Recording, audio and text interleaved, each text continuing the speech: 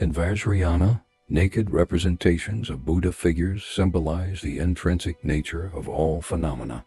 In this samsaric world, normally a person depicted without clothes is considered shameful.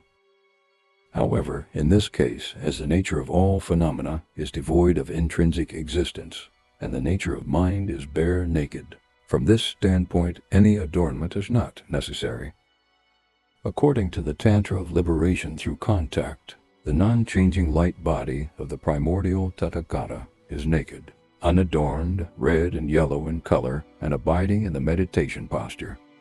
Clearly, Amitabha is unadorned. His body is of reddish yellow color. His hands form the mudra of meditation, and he is seated in the vajra posture. The fact that the first deity in Wang is Buddha Amitabha gives rise to a special origination for rebirth in the Pure Land.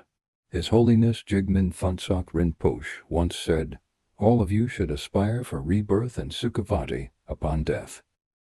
Reciting Wang creates a karmic origination that will lead to rebirth in the Pure Land. Therefore, those who practice Pure Land Buddhism should also recite Wang often.